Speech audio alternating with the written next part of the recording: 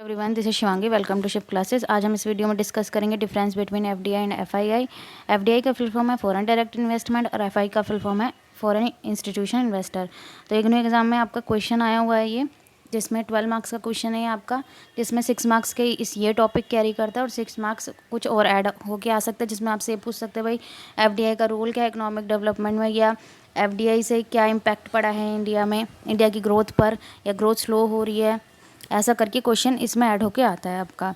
तो अगर आप चैनल पे पहली बार वीडियो देख रहे हैं तो बाकी सभी सब्जेक्ट के लिंक डिस्क्रिप्शन बॉक्स में आप वहाँ से क्लिक करके देख सकते हैं। और एफडीआई पे मैंने अलग भी वीडियो बना रखी है, जिसमें भाई एफडीआई का क्या रोल है इकोनॉमिक डेवलपमेंट में।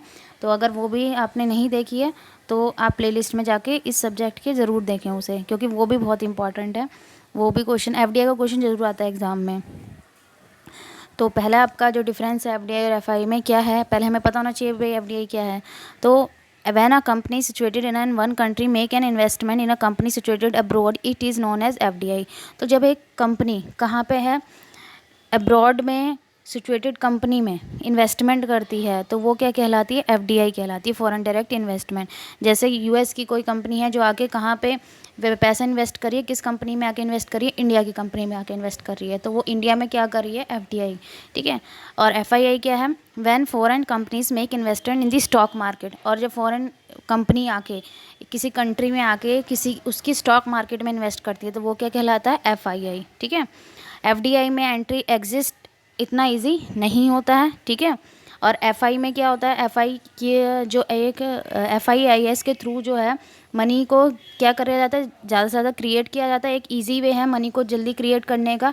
और यहाँ पे इजी क्या होती है, एंट्री और एग्जिट इजी होती है स्टॉक मार्केट में। ठीक है। एफडीआई क्या लेके आता है, लॉन्ग टर्म कैपिटल लेके आता है, क्योंकि यहाँ पे इन्वेस्टिंग कंपनी है, कंपनी में इन्वेस्ट करिए तो वो लॉन्ग टर्म किससे आएगी, लोग उसका गोल क्या होगा, लॉन्ग टर्म गोल होगा वहाँ पे, तो ये लॉन्ग टर्म कैपिटल लेके आती है। और एफआईआई क्या है, ये लॉन्ग और शॉर्ट टर्म कैपिटल दोनों लेके आती है कंट्री के अंदर। एफडीआई के केस में क्या होता है कि भाई यहाँ खाली ट्रांसफ़र और फंड नहीं होता है, रिसोर्स भी ट्रांसफ़र होता है, टेक्नोलॉजी भी ट्रांसफ़र होती है। जब एक फ़ॉरेन कंपनी मान लीजिए इंडिया में आके इन्वेस्ट कर रही है, वो सिर्फ पैसा इन्वेस्ट नहीं कर रही, वहाँ की वो टेक्नोलॉजी भी लेके आएगी। ठीक है। कि भाई वो वहाँ पे किस तरीके के रिसोर्स यूज़ करते हैं, किस तरीके की टेक्नोलॉजी यूज़ करते हैं। पैसा तो वो लगा रहे हैं, लेकिन अपने रिसोर्स का भी और टेक्नोलॉजी का भी यूज़ आके इंडिया में करेंगे। ठीक है। तो जो भाई डोमेस्टिक कंट्री है उसको काफ़ी फ़ायदा होगा एफडीआई के आने से। लेकिन एफआईआई में सिर्फ क्या होता है, ट्रांसफ़र ऑफ फंड्स होता है। फिर आपका fifth difference, FDI increase job. भाई एफडीआई के आने से क्या होता है, जॉब्स की अपॉर्चुनिटी होती है। और जॉब अपॉर्चुनिटी के साथ साथ इंफ्रास्ट्रक्चर में भी डेवलपमेंट होती है इन्वेस्टिंग कंट्री के अंदर। ठीक है। जिससे क्या होता है, उस देश के क्या होती है, इकोनॉमिक ग्रोथ होती है उस देश की। और एफआईआई कोई इकोनॉमिक ग्रोथ की तरफ लेके नहीं लेके जाता है।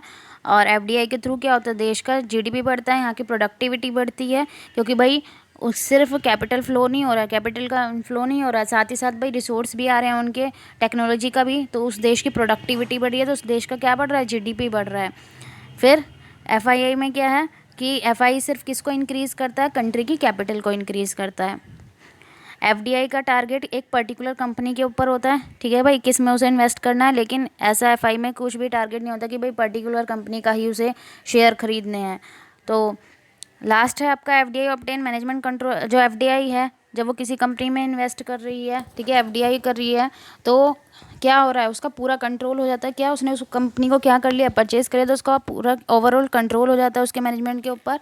और एफआई में ऐसा कुछ नहीं होता है। आई होप आपको ये डिफरेंस क्लियर हो गया होगा। अगर आपको ये वीडियो अच्छी लगी हो तो like it, share it and subscribe my channel. Thank you.